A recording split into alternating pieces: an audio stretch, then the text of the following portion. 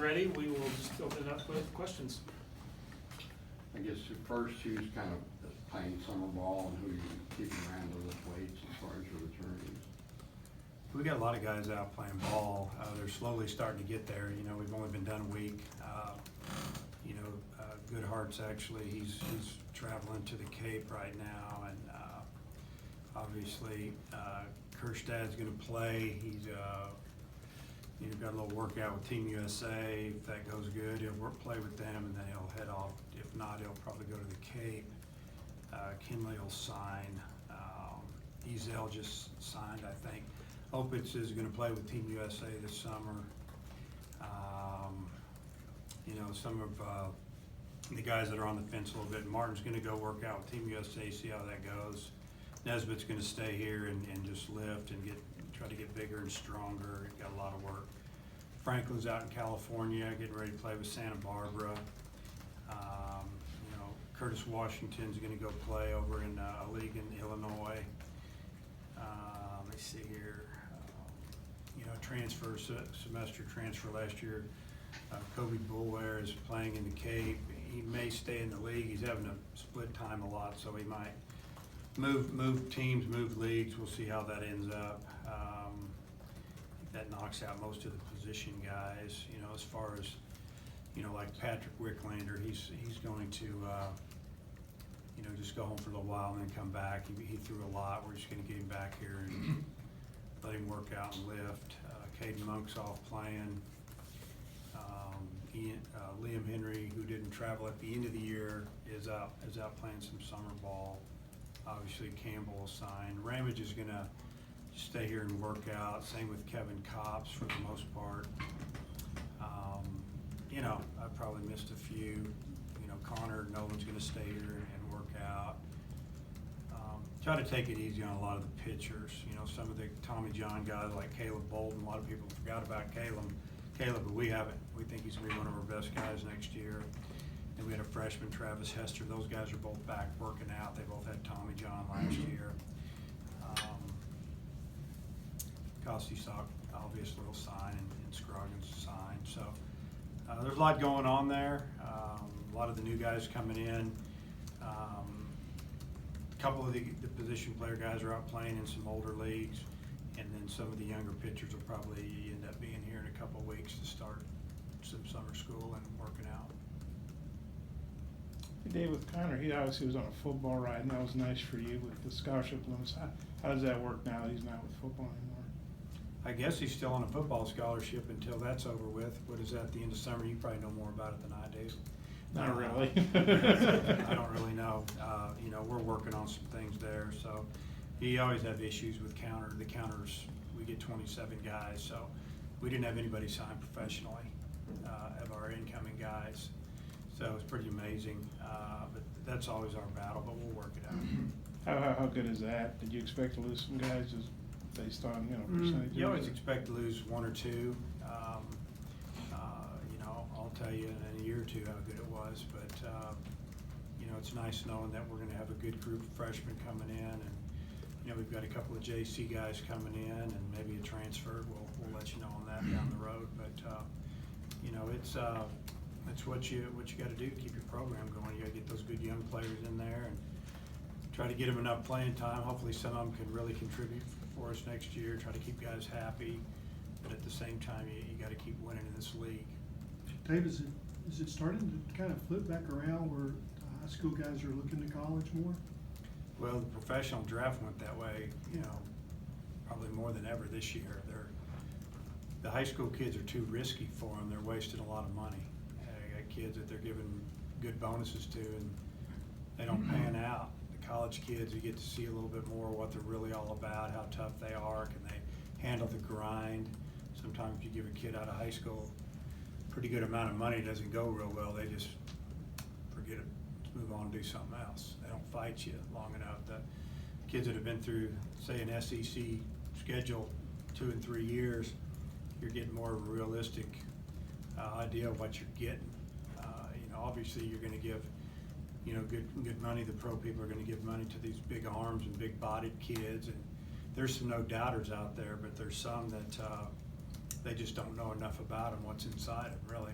And we have the same issues here. We get kids in here, some are better than we thought they were, and some maybe not quite as good as we thought they were gonna be because they don't know how to work, or they don't wanna work, or for one reason or another. Sometimes injury plays a part in that, but you're seeing a lot more college guys, drafted early, especially this year, than ever. McFarland, just kind of what's his status and? He's gonna, he'd like to go to another Division I school and hopefully get an opportunity to play right away. Obviously, on our end, we'll do whatever we can to help him get eligible right away. That's what I did with a couple of guys last year, and he just wants to play. I hadn't played here, been here for 3 years, I hadn't hardly played. I don't blame him. He's a good kid. He did a nice job for us, just keeping a great attitude all year, and hopefully he can find the right fit for him. When you look at like where you're losing starters like first base, second base, I assume you just move Franklin over to center, but then what do you do about left and for those? Oh, we have plenty of options. We have plenty of options at second. We have options everywhere. We're fine. Not gonna go through all the names there because I'll probably end up leaving somebody out and somebody will get upset since they can all watch this. But when they get in here in the fall, let them all battle it out, and I feel like there's some guys that played this year that are gonna have to fight for their spots next year, and that's what we want. Is Goodhart possibly a position player next year? Yeah, he gotta get that shoulder healed up a little bit, and obviously he can hit with anybody on our team and with most guys in the league. Whether he can play a corner outfield spot or play some first base. Defense is something that he's got to work on, and probably the confidence of his defense. I think fall's going to be big for him. We're going to spend a lot of time with him on the defensive end and see how we can, improve there with his footwork at first base. And obviously he's a pretty good target. He's almost 6'2", skinny kid, long arms and legs. He fields the ball well. He just has to get comfortable and move better over there. And then, in the outfield, when I played him out there a couple of times later in the season, I thought he did a nice job on the corners. But, last year was pretty well set. This year, there's a few openings. But yeah, we want to get him in the lineup. We'd like to DH somebody else. He still may DH some, but I think that we'll be able to split that up a little bit. Hey, on Connor's decision, for long-term for him, just what were your thoughts about him making that call? Well, and it was Connor's call 100%, his family.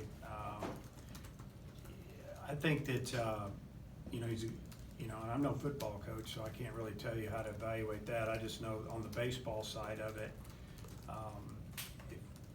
if he goes full-time baseball and he's just only throwing a baseball, and he's lifting with baseball and doing baseball work, long toss, just everything that goes into pitching, I really believe that his velocity is gonna go up 2 and 3 miles an hour for next year. This year he pitched anywhere from consistently 88 to 91, maybe a 92. He even touched a 93 here and there.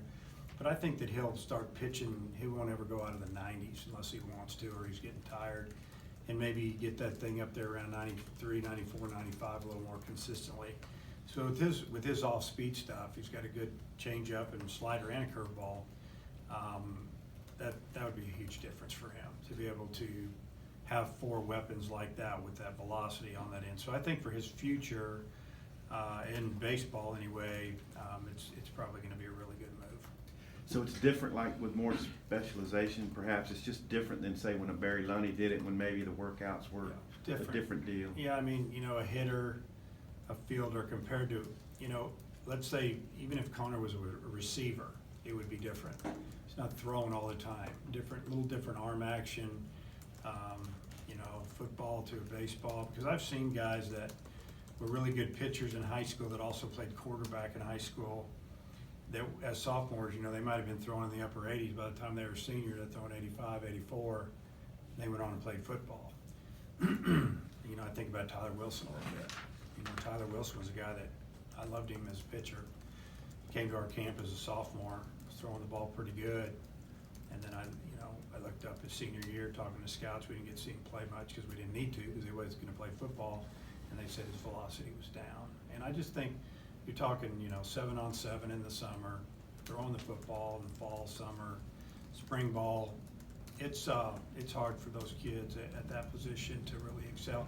A lot of the quarterbacks that we recruit, they also play shortstop or center field, and then they get here and that's all they do. You see a big jump there, maybe in their arm strength. So I think with Connor, I think, I mean, everything's good there. He's physical, he's smart, he's got good mechanics. If he stays healthy, he'll have a really good spring in 20. With Cops, do you look him as a starter or a closer? Or? Yeah, we're gonna give Cops every opportunity to start. We already know he can be a middleman, a guy that can come in. He's really good at that as well. I mean, yeah, he could close some games, but I think when you're looking at closing, maybe we could look at a guy like maybe a Jacob Burton. I mean, here he was as a freshman throwing 95, 96, but he was wild. But then he got better at the end of the year. Last spring, he wasn't real wild, so I don't know what happened there. I think he's gonna calm down and get a lot better. I'm hoping Elijah Tress, you saw him pitch a couple times late, and he was 94, 95. He's a freshman. He'd get 2 outs and give up a single and a homer, kind of like Gordon. He just needs to make that move to get over the hump. But if you're just talking velocity on a closer, those are a couple of guys you could look at. But Cops is a guy that's got a couple, 3 pitches that could be a starter. Coach, excuse me, how'd you see your freshmen develop this season? What do they need to do in the offseason to get better? Well, freshmen, sometimes they develop because they play every day. Sometimes they get their opportunity to develop is in practice and just being around a bunch of good players. And I think we had a mix of that. A couple freshmen got some action. A couple, 3 or 4 more freshman pitchers got some work. The one that really played a lot, Franklin, he got a lot better.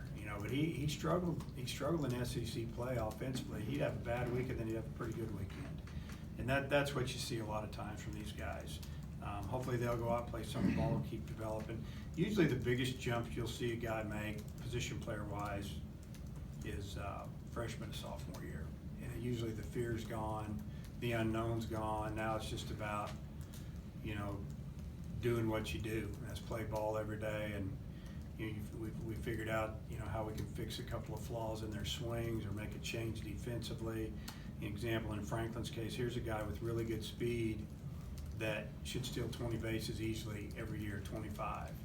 And he also needs to be able to bump for a hit.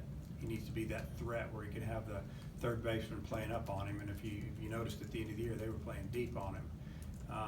He's got to know who he is. So, you learn about guys. Sometimes it's hard to make all those changes during the season because they can't do it. Mentally, they can't do it. So, but I think some of the freshman pitchers are going to make a big jump. I think Wicklander has a chance to be special. Obviously, Connor Nolan, I feel the same way. There's a couple other freshmen in there that, maybe they were in the shadows this past year, and whatever you want to call it, that I think that are going to make a jump for us. We have to have them make a jump. Dave, can you remember having a recruiting class where you didn't lose a signee to the pros? I really can't. Just figured we'd lose one. We got a couple of JC transfers coming in, and Chet Allison is a big 6'2", 220-pound center fielder, right fielder. We can play anywhere in the outfield. That had a tremendous year in California with a wood bat and aluminum bat, but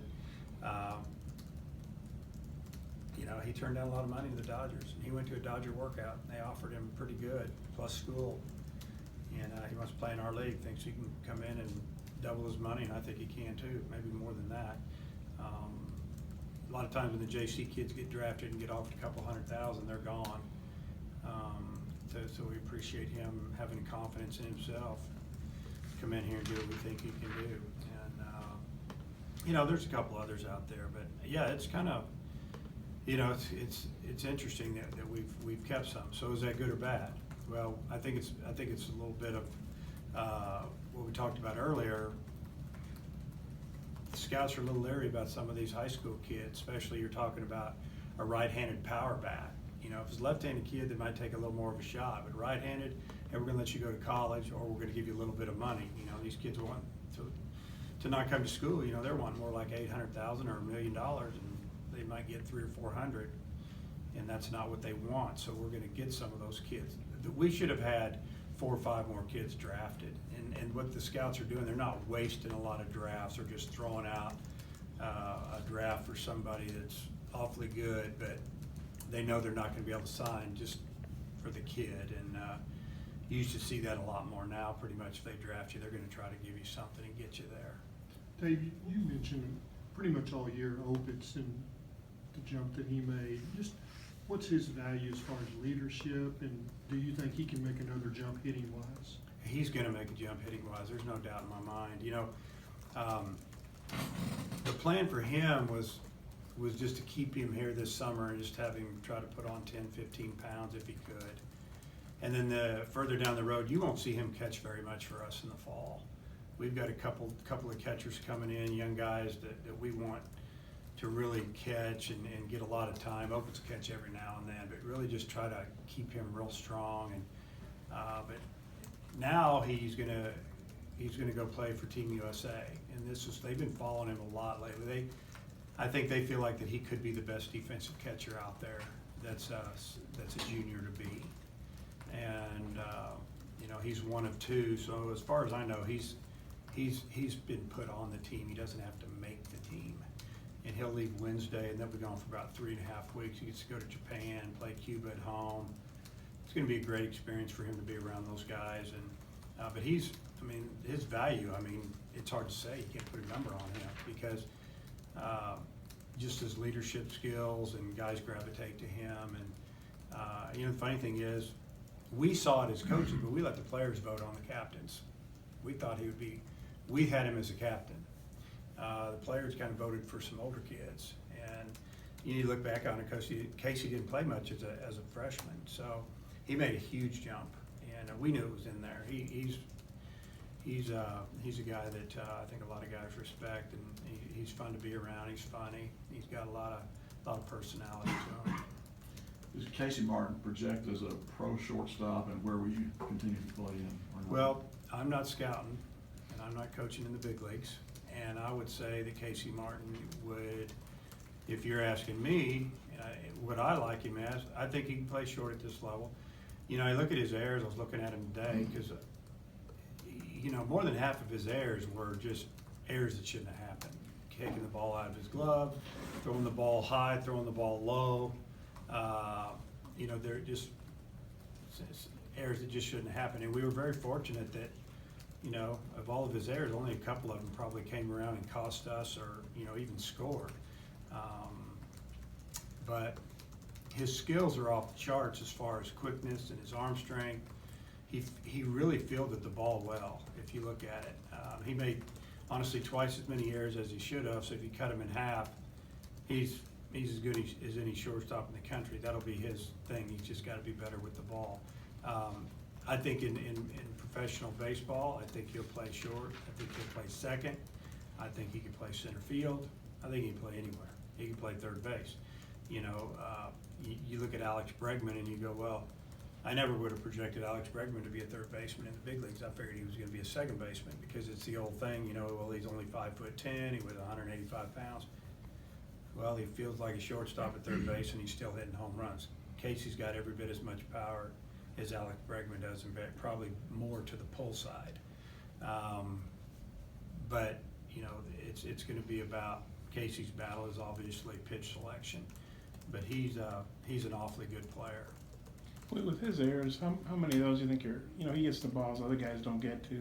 There were a few and then of those. he tries to make a play, maybe that's just not there, you know? Yeah, and that was just inexperience there. And, you know, coming out of high school, there were a lot of people would ask me, where are you going to play Martin? You going to put him in the outfield? And I said, no, I'm going to give him a chance playing the infield. When he got here, I felt like he was better than people gave him credit for as far as fielding the ball. Then he even got better. So we could put him at third. I mean, he'd be a great third baseman. As he showed as a freshman, he made some errors there, but his range to his left was ridiculous. We could play him on the line. He could field balls, you know, that nobody else could get to. I don't know, you know. I just think that, you know, he needs to clean up a few things, know when he doesn't have a play, know when he needs to slow down. That's just part of, you know, development, and I think we're developing him. He's gotten a lot better. I mean, he's gone from undrafted to a projected first-round pick, and he's still projected there, even though he didn't hit 300 and he struck out too much and he made too many errors at short. But you could move him to other positions, it might relax him a little bit. But as of right now, he's penciled in to play short for us next year. Dave, looking at your starting pitching, so if you got Wiglander and Nolan back, Bolden comes back, probably starter, and then you just mentioned Cops. What about the incoming guy? Who's in the mix? Well, there's a couple of them. I mean, I really don't want to mention their names because I know I'm gonna leave somebody out, and then, you know, somebody's gonna say something, and somebody's upset because I didn't mention them, and then somebody's calling me saying, they're not even mentioning my son. I'm thinking about going to junior college now. We don't need that. We need these guys to show up, okay? There's some really good arms coming in. There's a local one right down the road. I was gonna ask about him. Well, you can ask the name, but I'm not gonna bring it up. You know, you guys can say what you want to say, and then I'll try to answer the question, but I just don't wanna not bring somebody up. If somebody asks me a question, I'll try to answer it as best I can. But there's some good armed kids around this area and coming in. We've got 2 or 3 kids from Texas that have a really good opportunity. We need a guy like Caden Monk to make a move. We know we don't hit him. All fall we didn't hit him. His battle is throwing it over the plate more. He's got natural cut. He's skinny as can be. It's time to make a move. Put some weight on. Get stronger.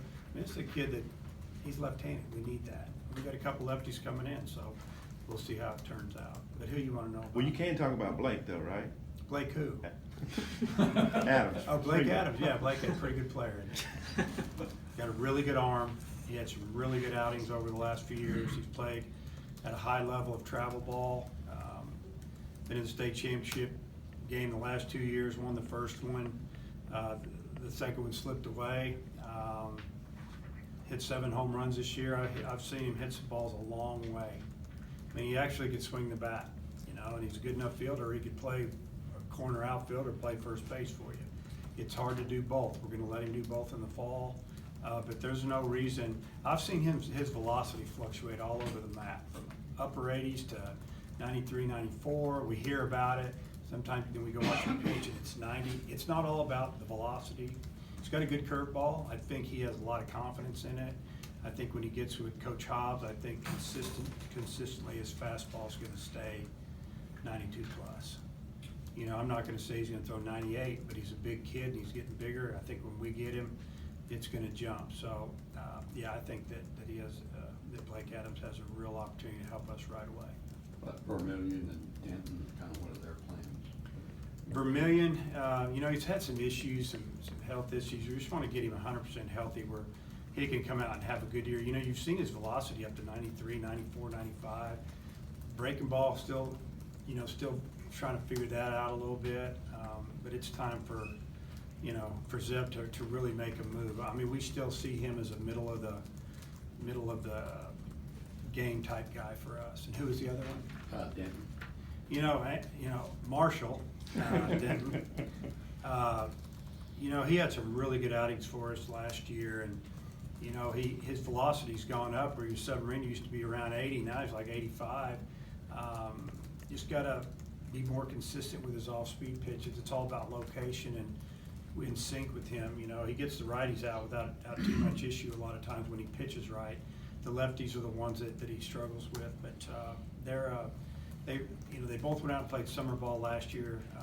As of right now, I think they're just kind of resting. Martin and Kerstad, great freshman year, I guess, up and down this year. What do you see their next jump? We talked about Opitz. Well, I think both of those hitters, it's all about they strike zone awareness. I mean, stop getting yourself out. I mean, you know, it's funny because Heston had a good year. The guy had 17 home runs and he hit over 300. But people look at it like he didn't have a real good year.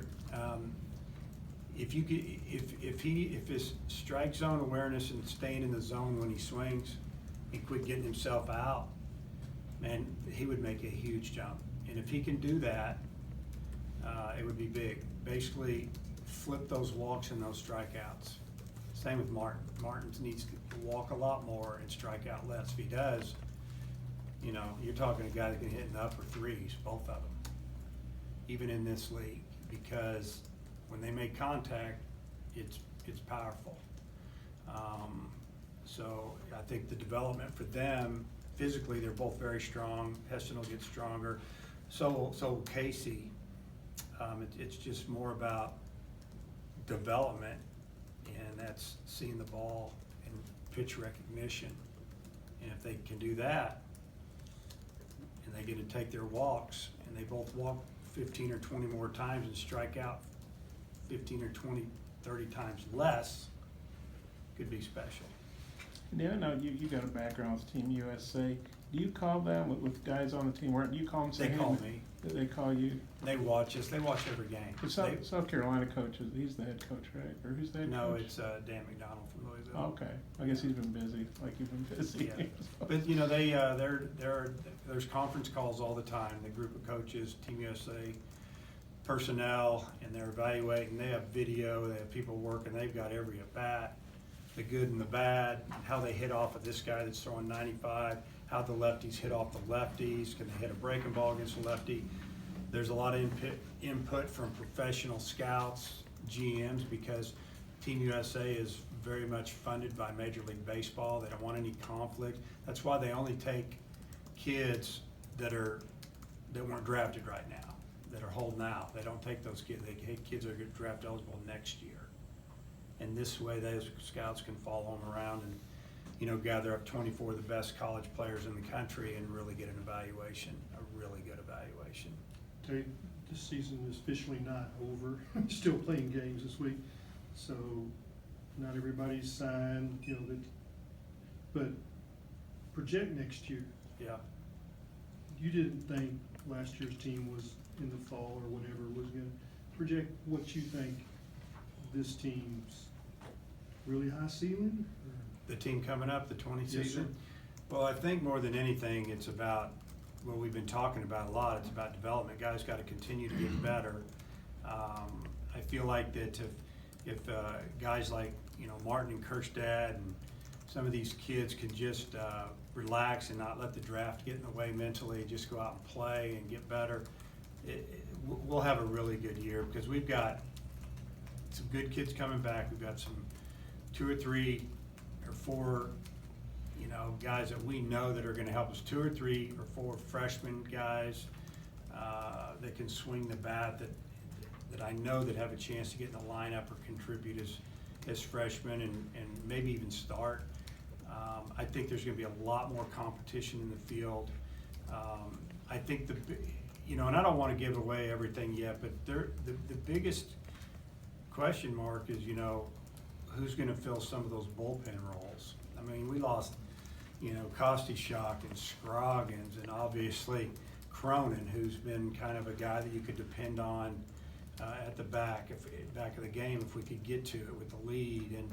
And now it's time for some other guys to step up, but we have guys with good arms. Young It's just guys a matter of those guys being able to go out and do it. Throwing strikes for young guys is, Yeah, I mean, there's guys that throw strikes that don't have great stuff and they win. If you have great stuff and you throw strikes, it's a good combination. But we'll be very competitive. I just need to make sure everybody shows up. Like I said, we got, like the Tomez kid out of San Antonio had a great year. The catcher, he can play another position if you need him to. He's drafted by Seattle, A couple other of those high school kids, if they've got to get here so we can, we can see what we have, we get them all together, and I think offensively, we're gonna, if everything we think all comes together, we'll have a really good offense. And there's some guys, like I said, they're gonna have to battle to get in that lineup. Are you playing the 2 fall exhibition games again? Yes, and I haven't scheduled them yet. And, as a matter of fact, if they're on our schedule, I probably won't play them. Example, UALR's on the schedule, so I don't know if we'll play them. Maybe try to play Oklahoma or Oklahoma State. I don't know yet, see how that works. And again, I would like to play one at home and probably one on the road, just to take some guys to a little bit of a different venue to see how tough it is.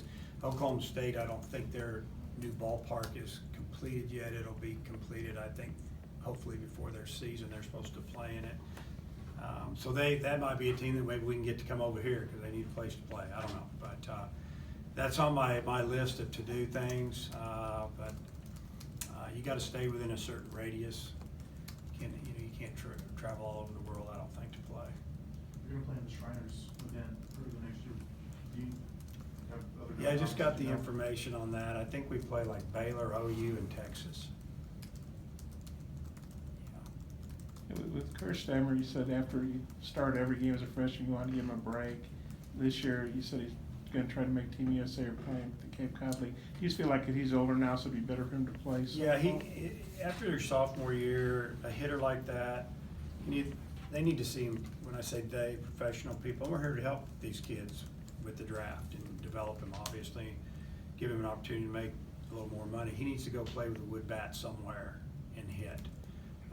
So Team USA uses wood, they use wood in the Cape, so if he's with USA Baseball, when they get done, I think that's around the 20th of July, I'd have an opportunity to go play another 2 weeks at the Cape, or just go home and we'll see how that goes, or just go to the Cape and play until beginning of August. And he's a guy as well that we won't wear him down in fall ball. We're trying to build him back up a little bit. Coach Mike Martin retired, and now you're the active leader in College World Series appearances. What did you learn from Mike Martin's career as a coach? Well, more than anything, just that, you can be a good guy. He's a good guy and you can still win. I mean, he's tough and he works them hard, but he does things the right way for the most part. Hopefully, I think he went like 18 times to the College World Series, never won a championship. I would take that. I would rather win a championship. But I don't know. I think we all learned from Coach Martin that you can stay at one place a long time. You just have to treat people right, and obviously you have to win. And I do think that, and I mentioned this, I think in Omaha, I think the days of coaches being able to take a job at maybe age 35 and stay there until they retired at a school like Arkansas or Florida State, and that's going to be rare. It just seems like it's getting tough. It's getting a little tougher to do something like that. So, pretty amazing career. I think he got married right after high school and drove to Tallahassee with his wife and never left. Yeah, it's a pretty amazing story. Yeah, I think you said, no, you weren't gonna be coach when you're 75. That's only 17 years from now. You don't think you're 58, right? I don't know. That might be what I am. Yeah. I feel like I'm pretty good right now. So that means you don't wanna go 17 more years? I'm not gonna coach till I'm 75, I'll tell you that right now. Were you glad to see his son get the job there? Yeah, I think he deserved it. He's been the one out recruiting and beating the bushes, put together a lot of those good teams for him or helped, and I think he deserves that opportunity. It's he earned it. I truly believe that. He could have left many a times over the last 10 years to take other jobs, but he didn't. So I think the reason he didn't leave was because they told him, if we keep doing well here, you're gonna get this job, and I think he deserved it. Tony got a big boost at Tennessee. How big? I think he's making $650. How much was the boost was that? You say big. I think it was a couple $100,000. wasn't that It's not Dave Van Horn money, but it's good. Get over it. Tony and I talked about that stuff. He's got to stay there a few years to get all what you're talking about. Yeah. Tony's doing good. Talked to him just the other day. We talk all the time. When Tony calls me, he always has an agenda. He's trying to find out about a player. So he can't fool me anymore. I got him. So we're Coach, good. in our perspective, that's a big boost. Yeah, it is a big boost. I think He it went from deserved four- it. I it went mean, from 450 for to what our league pays, and the time that you put in, and it's pretty amazing. But he did a great job this past year, 2 years, and Tennessee has had some issues over there keeping coaches and getting it right, and I think they feel good with where Tony's gotten the program. They don't want him to run off, and they'll probably have to battle that over the next 10 years or however long they want to keep him. But good for him, good for them. What's the next step in getting a third paid assistant? Yeah. Didn't go well. I don't know, it's unbelievable. Yeah, it's really sad that we're not sitting here talking about the new coach I'm trying to hire, or I've already hired, that starts August 1st, because that's what would have happened. The next step is hopefully they'll speed up the process. We don't have to wait another 2 or 3 years to vote on it again, because it'll pass now. Because you know, we gotta get the Big 12 ADs on board. We gotta get, maybe, I don't know if we'll ever get the Big 10 ADs on board. And then I think the ACC barely passed. I don't know, you know, I mean, there's some things going on behind the scenes. I'm not all up on it, to be honest with you. You know, like I said earlier, you don't have to pay them. Just let them recruit. You know, when I say you don't have to pay them, you can pay them $25,000 a year, give them some benefits. That's not really paying them, but at least they can go recruit. And then they can learn how to do things, and you know, you can pay them $200,000 a year if you want. It's up to you. You're a university. You have a budget. Do what you got to do with it. But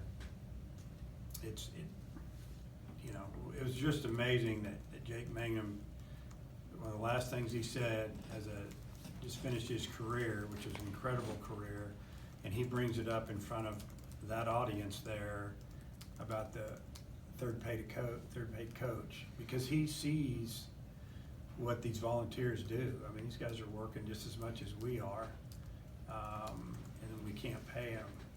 And his volunteer guy might have been what really helped him develop, because the other coaches are out running around trying to recruit. Yet this volunteer coach can't get a job, and you know, can't afford a car, or can't afford to live a certain way, and he's trying to keep everybody happy in their family. It gets a little difficult. So I mean, it's a subject we could talk about for hours. And the big disappointment is just that I think some of the athletic directors that voted, they just selfishly just looked at their program and not everything. That's my opinion. And then or they weren't informed or educated, or didn't care enough to find out more about it. They just voted no. And the coaches, you guys have obviously been up in arms about this, but do you think when a player says it It's amazing. at a forum like that, maybe it wakes people up a little bit more? We're undercoached. We don't have enough coaches for the number of players that are on our roster. I mean, you look at different sports, and they got a coach for every 4 kids. But I mean, when a player says it, do you think Yeah, maybe it that gets should more help. attention? It should help. Yeah. I mean, and I don't know who told him to say it. I mean, I don't think the head coach told him to say it. I'd be shocked if he did. I mean, he seemed kind of shocked when he Yeah, took the mic, watching and it, he he was was like, surprised. "Oh, where'd Yeah. this come from?" Yeah. And you know, I don't know. It's because they're probably feeling like there's not enough people to gather around all these players. That's the only thing you know, that's what I see. So, but I appreciate him doing it, and I know it's been brought up again yesterday at the press conference, and both coaches talked about it, and Coach Corbin talked about it a lot, and made some good points, and he feels strongly about it, obviously, if you listen to that. All good?